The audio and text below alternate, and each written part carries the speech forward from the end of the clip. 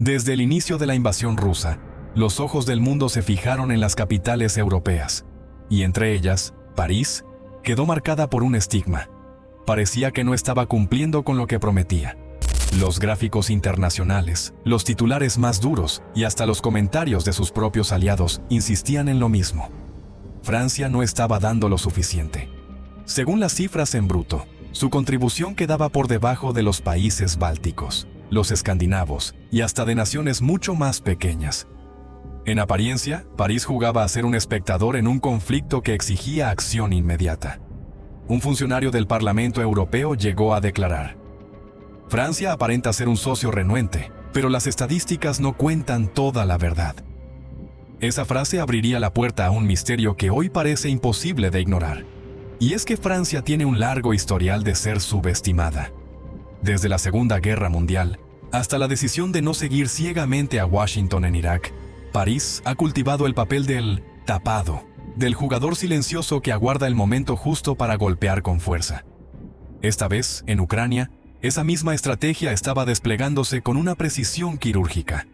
Lo que pocos entendían era que, aunque Francia no gritaba a los cuatro vientos lo que entregaba, sus armas estaban dejando huellas visibles en los frentes más duros. Basta pensar en la serie de ataques donde misiles de crucero franceses pulverizaron bases aéreas, centros de mando y depósitos de municiones rusos. Cada impacto era un mensaje silencioso. París estaba presente, aunque no buscara la foto pública ni el reconocimiento inmediato. Un alto mando de Kiev aseguró: cuando llegaron los sistemas franceses, el campo de batalla cambió. No necesitamos discursos, necesitamos eficacia. Y Francia nos la dio. El contraste entre el ruido de Washington y Berlín, frente a la discreción de París, fue abismal.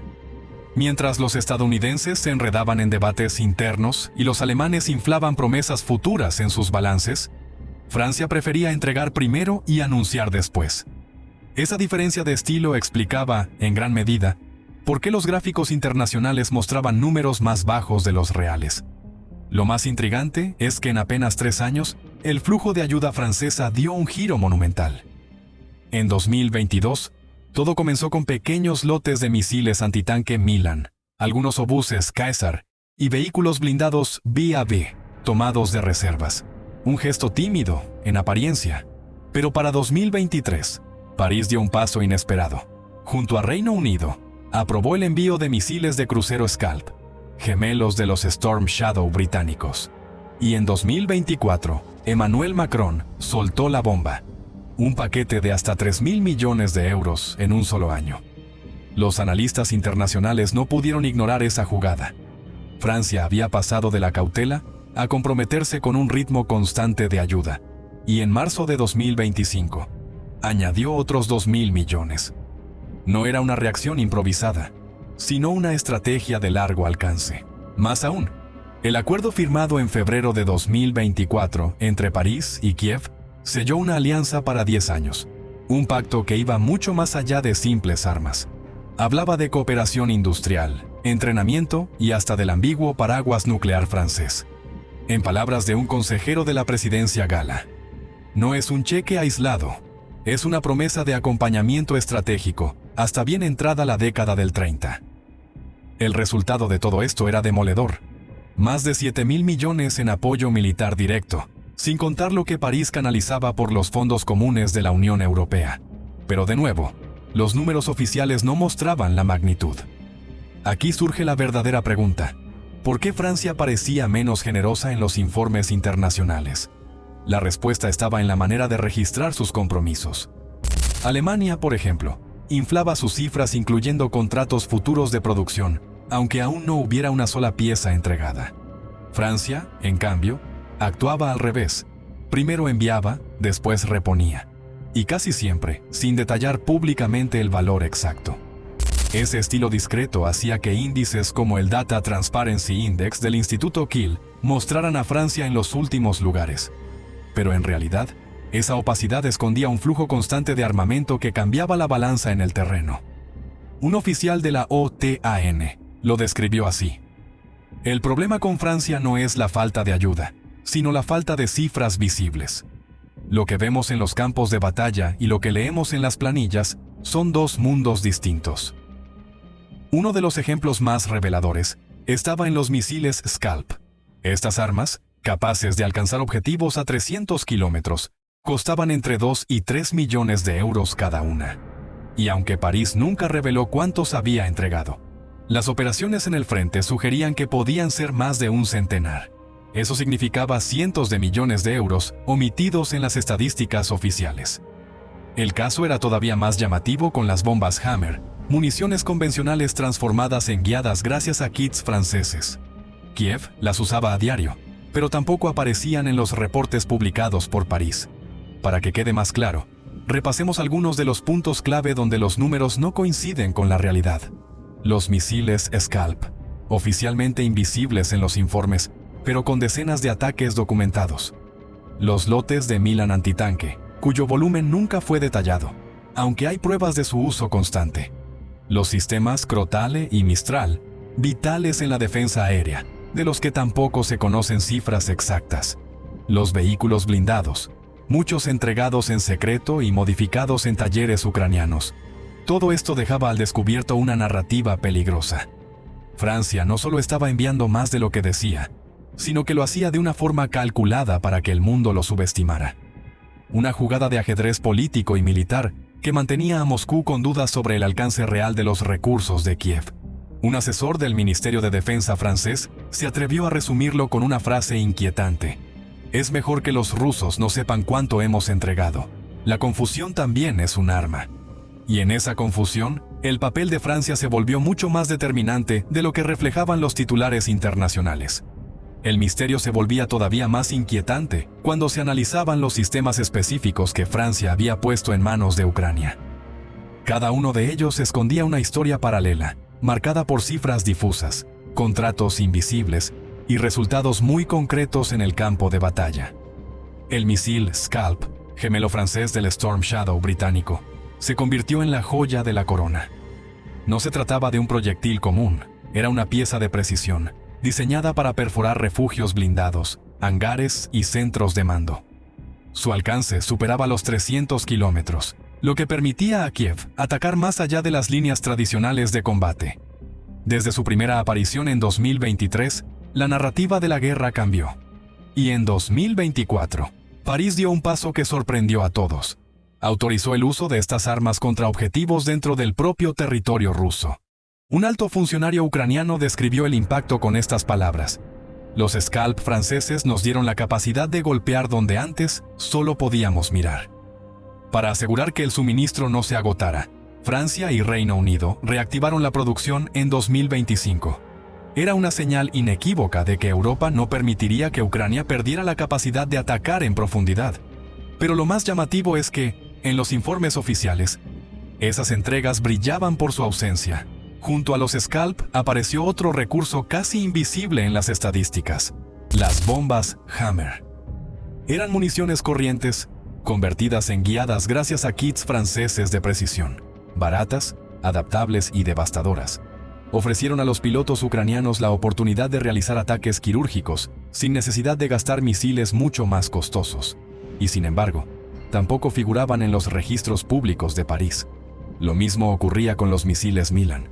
Nacidos como un proyecto franco-alemán durante la Guerra Fría, estos ingenios cableados habían sido diseñados para perforar tanques y posiciones fortificadas. Cuando Ucrania los recibió, se transformaron en un recurso esencial para frenar columnas blindadas rusas. Su simplicidad jugaba a favor. En cuestión de días, los soldados ucranianos podían aprender a manejarlos con eficacia. Los videos confirmaban su letalidad. Pero, otra vez, Francia evitaba revelar la cantidad exacta enviada. Uno de los asesores de Kiev aseguró en privado: "Hemos recibido mucho más de lo que se cree. Pero París no quiere dar titulares, quiere dar resultados". La defensa aérea contaba otra parte de esta historia secreta. Los sistemas Crotale, pensados originalmente para abatir aviones veloces, resultaron igual de eficaces contra drones y misiles de crucero. En una guerra donde Rusia bombardeaba ciudades con armas de largo alcance, disponer de estas baterías significaba salvar miles de vidas. Aunque cada disparo representaba un gasto significativo, los operadores ucranianos no dudaban en elogiar la rapidez y precisión del sistema. A su lado, el Mistral desempeñaba un papel distinto pero igualmente crucial.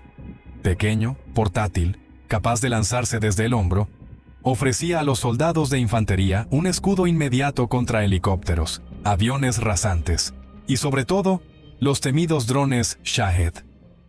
Esa combinación, Crotale para la cobertura de ciudades y Mistral para el frente, armó una red de protección que en gran medida no aparecía reflejada en los gráficos oficiales. Aquí conviene detenerse para nombrar algunos de los sistemas franceses más influyentes que rara vez aparecen en las cifras visibles. Scalp, Eje, misiles de crucero de largo alcance, capaces de arrasar objetivos estratégicos rusos. Hammer, bombas de bajo costo transformadas en armas guiadas de alta precisión. Milan, proyectiles antitanque con un historial comprobado contra blindados enemigos. Crotale, defensa aérea para proteger ciudades e infraestructuras críticas. Mistral, sistemas portátiles para uso directo en el frente. El capítulo de la artillería fue igual de revelador. Los cañones autopropulsados, Caesar, se transformaron en el emblema del apoyo francés. Montados en camiones, rápidos en desplegarse, podían disparar una docena de proyectiles y desaparecer antes de ser detectados. Su perfil de dispara y huye se adaptó perfectamente a la guerra de desgaste que se libraba en Ucrania. Los resultados eran visibles. De cerca de 90 piezas entregadas, apenas una fracción había sido destruida. Una tasa de supervivencia sorprendente en comparación con otros sistemas occidentales. Lo más impactante fue la decisión tomada en 2025. Toda la producción de Caesars de ese año sería destinada a Ucrania. Ningún otro cliente tendría prioridad. Ese gesto no aparecía en las gráficas globales, pero en el terreno significaba asegurar a Kiev una de las artillerías más confiables del continente. Un general ucraniano declaró públicamente: "Cuando escuchamos el rugido de los Caesar, sabemos que tenemos un ángel guardián detrás". Junto a ellos, Francia también envió cañones remolcados más antiguos. Aunque menos sofisticados, sirvieron para mantener un volumen constante de fuego, especialmente en los momentos más críticos de la invasión inicial. En el ámbito blindado, los envíos también marcaron la diferencia. El AMX-10RC, con su cañón de 105 milímetros montado sobre ruedas, se convirtió en una herramienta ideal para incursiones rápidas y maniobras de exploración. Aunque carecía de un blindaje suficiente para resistir ataques frontales, su velocidad y potencia de fuego lo hicieron útil en emboscadas y operaciones de hostigamiento. Los vehículos VAB, en cambio, fueron el verdadero caballo de batalla. Espaciosos, confiables, capaces de transportar tropas bajo fuego, se adaptaron fácilmente a las necesidades locales. En algunos talleres ucranianos, incluso fueron transformados con torretas fabricadas en el propio país. Este ingenio técnico reflejaba la importancia de los equipos franceses, más allá de lo que sugerían las estadísticas. A ellos se sumaron camiones Bastion, unidades de recuperación, vehículos cisterna y toda una flota de transporte que, aunque poco glamorosa, resultaba indispensable. Porque en una guerra moderna, la movilidad y la logística son tan decisivas como los tanques o los misiles. Si analizamos el panorama completo, surge una conclusión inevitable. Los registros oficiales ocultaban el verdadero peso de Francia en el conflicto. No se trataba solo de armas, sino de una estrategia deliberada para sembrar dudas en el enemigo y evitar comprometerse públicamente con cifras que podrían ser usadas por Moscú en la guerra de propaganda. Un portavoz del Ministerio de Defensa lo resumió así: "Preferimos que nos subestimen. Así, cada golpe que damos es más fuerte de lo que esperan". Y es precisamente esa dualidad la que explica por qué Francia aparece pequeña en los cuadros comparativos, y al mismo tiempo, deja una huella inmensa en el terreno. Para ilustrar el contraste, observemos estas diferencias entre lo que aparece en los informes y lo que sucede en realidad. En los gráficos internacionales, Francia aparece detrás de Estonia y Dinamarca en ayuda militar proporcional al PIB. En los hechos, su arsenal en Ucrania incluye misiles de crucero, defensa aérea de última generación y artillería pesada que ha inclinado batallas decisivas. En los compromisos oficiales, las cifras rondan los 7.000 millones. En el terreno, el valor real de las entregas podría superar con creces ese número al sumar lo no declarado y lo canalizado por la Unión Europea. La historia final se convierte entonces en un juego de espejos. Por un lado, París aparece como el socio discreto y a veces cuestionado. Por el otro, sus armas impactan directamente en el corazón de las operaciones ucranianas. La tradición francesa de mantener un perfil bajo, de golpear sin aviso, se repite. Como en tiempos de Napoleón, el arte de la artillería sigue marcando el rumbo. Y en esta guerra, los cañones Caesar y los misiles Scalp se han vuelto símbolos de que el silencio, a veces, es la estrategia más ruidosa. Gracias por disfrutar del vídeo. Les deseamos una gran semana desde Europa de Acero. Nos encontramos en un próximo vídeo. Hasta entonces.